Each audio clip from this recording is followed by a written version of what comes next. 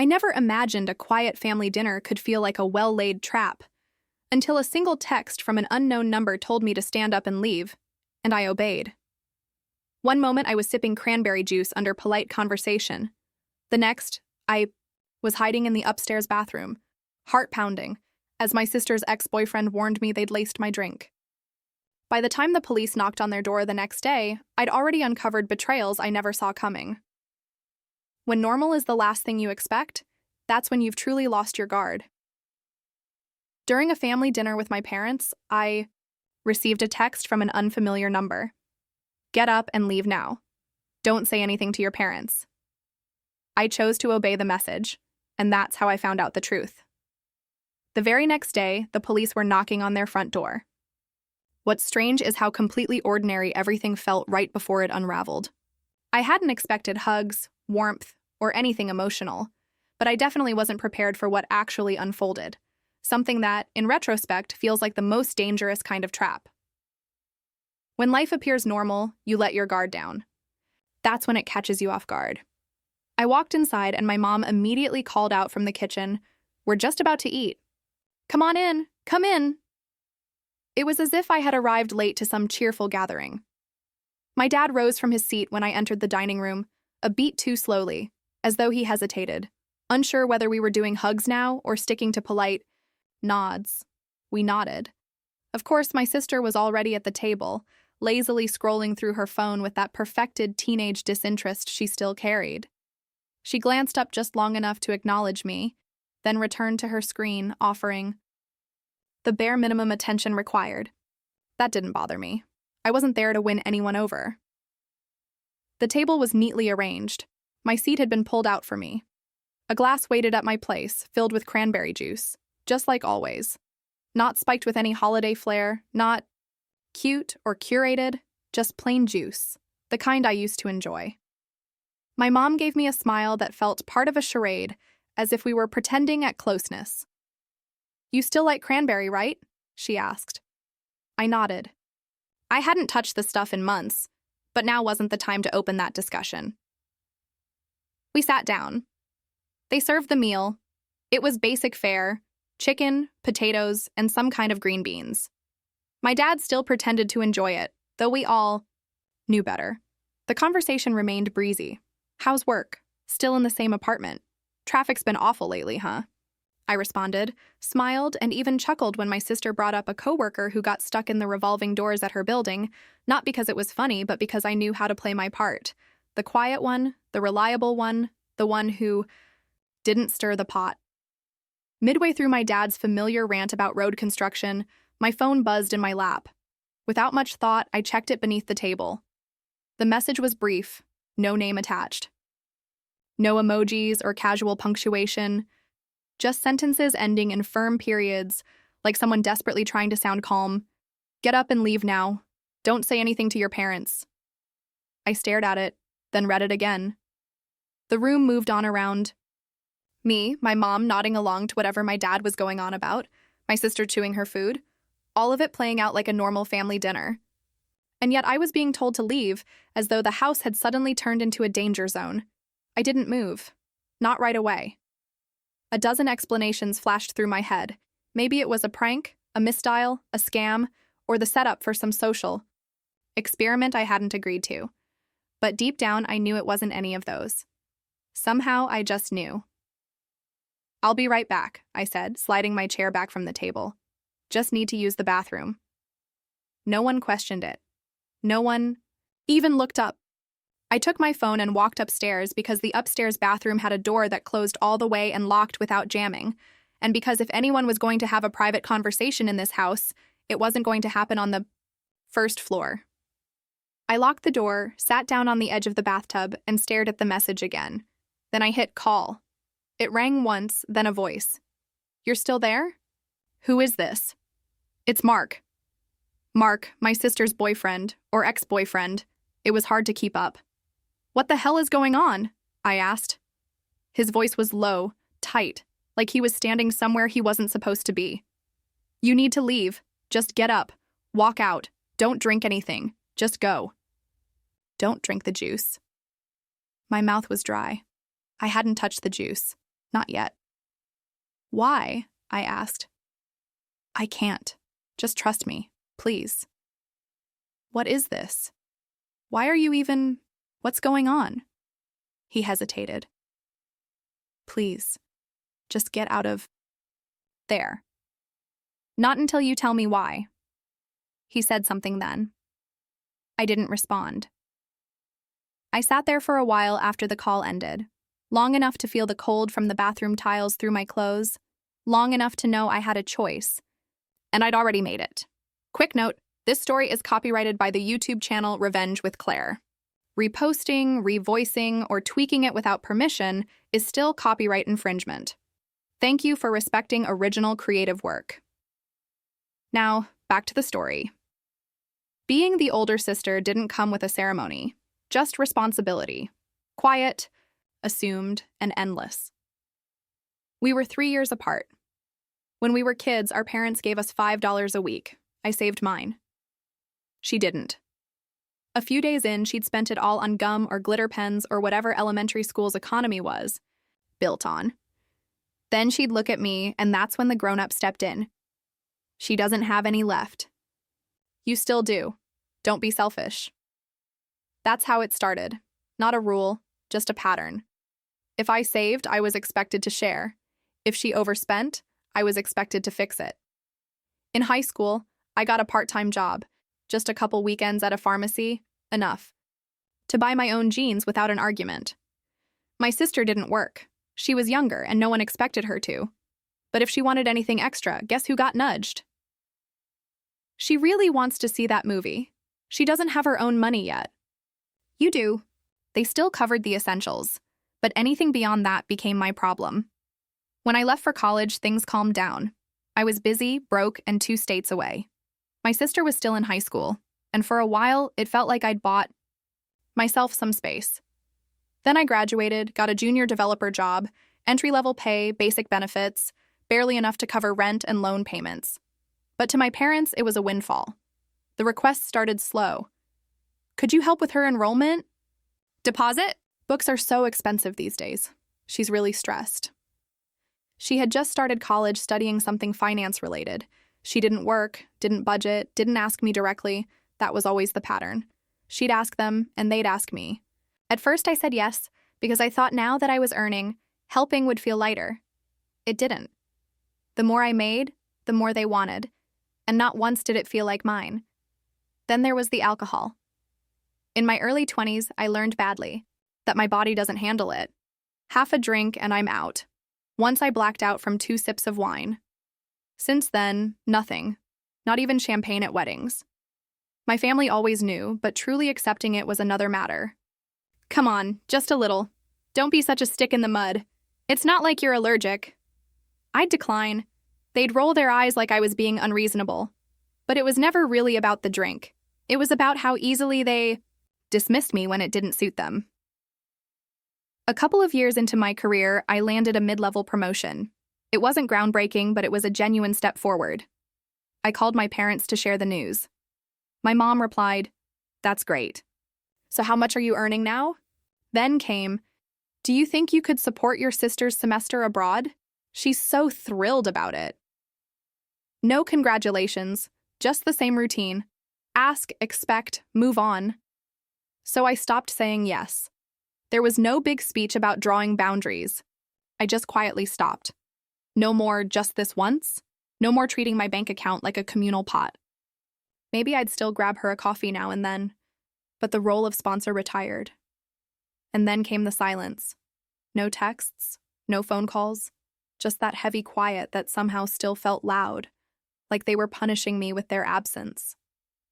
Weeks passed, then the quiet cracked open. "Your sister needs help, it's serious."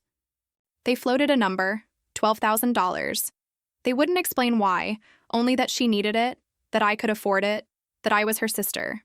I refused. They kept pushing, so I called her directly, and that's when the truth came out. She'd been gambling, she'd lost. Now she owed money she couldn't pay. I'm in finance. If this got out, it would end my career. No one hires someone with a gambling record in this field, she said. I asked, "Has this happened before?" She didn't respond. but I didn't need her to. I told her flat out. No, later, not. Partway. Just no. I've been helping you for as long as I can remember, but this I won't cover. Not this time. Not ever again. She called me cold, told me I didn't understand. Maybe she was right, or maybe I finally just didn't want to. After that, they cut me off. 3 weeks of total silence. Then the slow drift back. A forwarded meme from my dad, a picture of the backyard from my mom, a TikTok from my sister, with no caption, and eventually an invite. We're having dinner, just the family, hope you'll come. No mention of the money, no apologies, just dinner. I convinced myself they'd accepted it, that they'd come to terms with where I stood. So when they asked me to join, I said yes. But something about Mark felt off. His voice was subdued, almost emotionless, but there was tension. Buried underneath. It's the juice, he said quietly. I think they put something in it. Alcohol maybe, or something else. I'm not sure. But I think they're planning for you to pass out. The room around us was dead quiet. White, tile floor, the faint whir of a ceiling fan, distant clinks of silverware from downstairs. I didn't respond. Why? I finally asked. Another brief silence.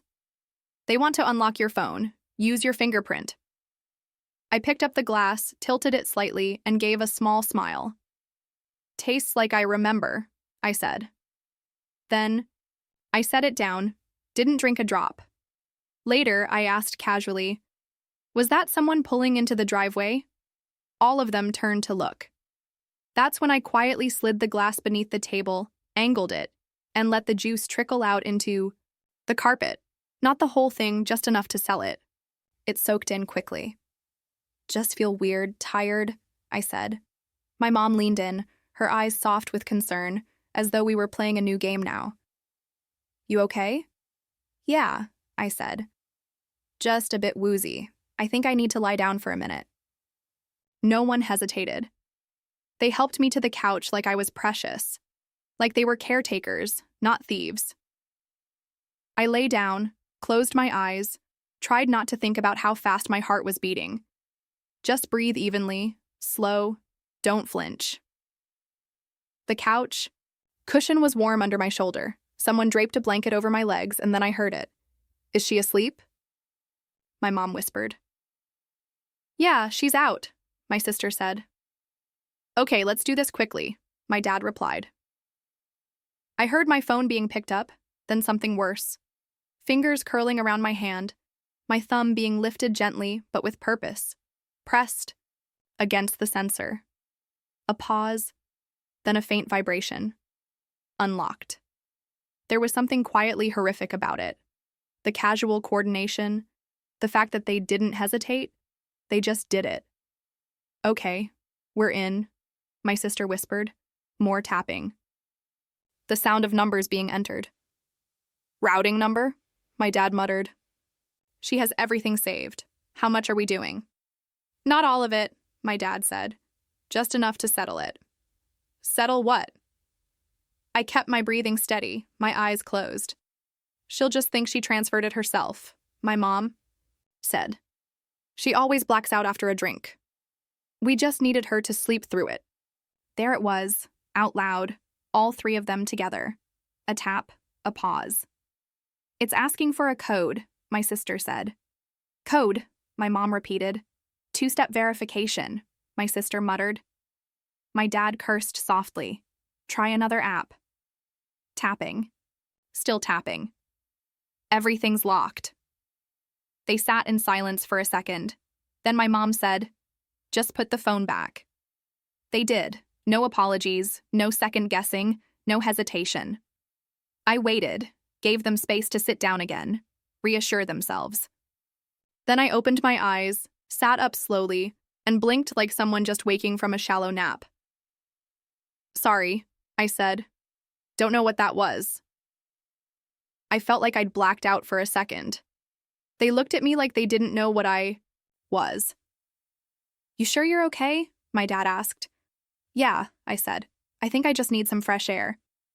I picked up my phone, held it like nothing had happened, like it hadn't just been turned against me. Actually, I think I'm going to head home. I've got work early tomorrow. They nodded. No protest, no awkward offer to walk me out, just a soft chorus of, "Thanks for coming, get home safe. Let us know when you're back." Like we hadn't just crossed a line we couldn't come back from. At the door, we hugged like we always did. My mom, my dad, my sister, one after another. It wasn't planned, it just happened. Habit, tradition, reflex. And as soon as it started, something cracked. My mom's perfume, my dad's jacket, my sister's hand brushing my arm, normal things, familiar things, and all of them poisoned. Now the weight rose in my chest. This weight I didn't know how to carry.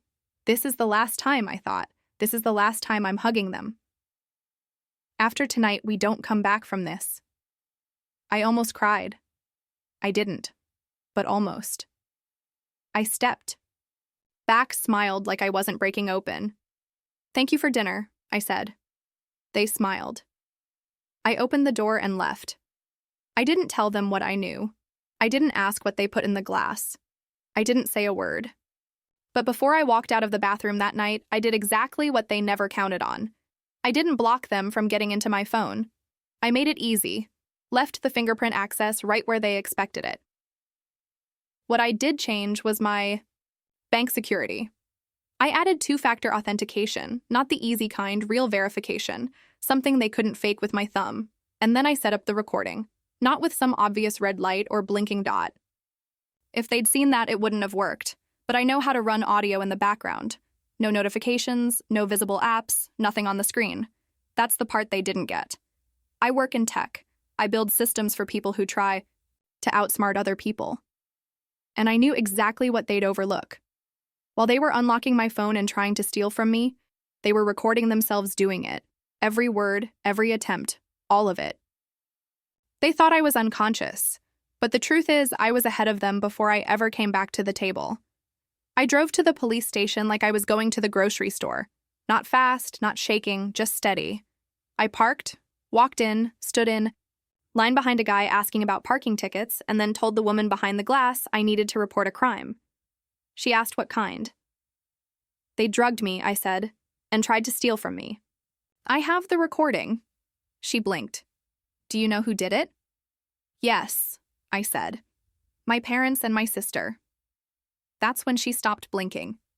They gave me a chair in a quiet room with an officer who didn't ask why I hadn't gone to the hospital or why I wasn't crying. He just listened. I played the audio clip.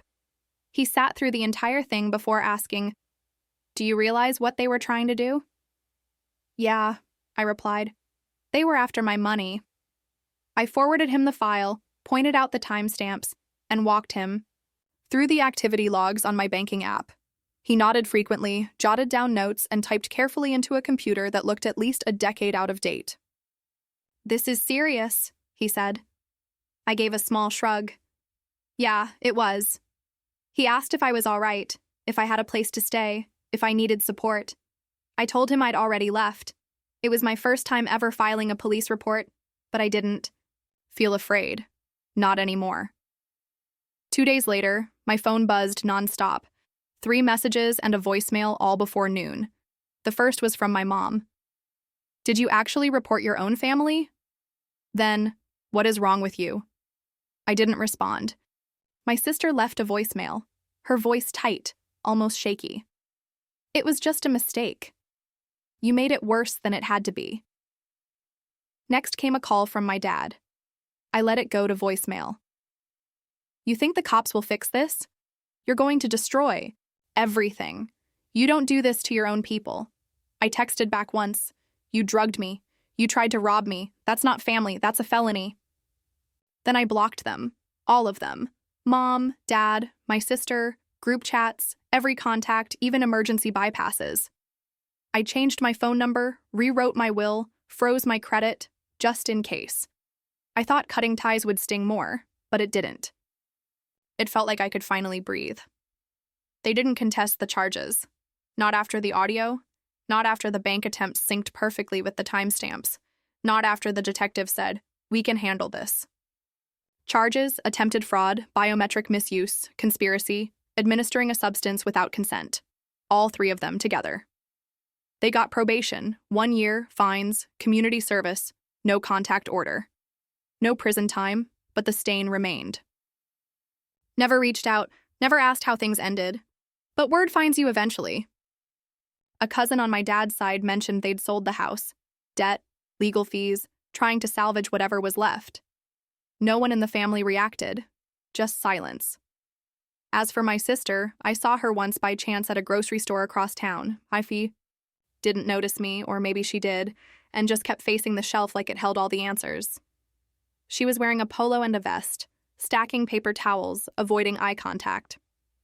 I said nothing, just paid for my pasta and walked out. Her boyfriend was gone too. I heard that from a mutual acquaintance. Apparently, he moved out a few weeks after everything came to light. No drama, just packed up and disappeared. Some things don't need explanations. They speak for themselves. And me? I don't get texts asking for help anymore. No more group chats, no more guilt served up as duty. I work, I sleep, I open my fridge and know every single thing inside was bought by me for me. I thought severing ties would be harsh. Instead, it felt clean. So what do you think? Did I go too far or not far enough? Drop a comment below and don't forget to subscribe.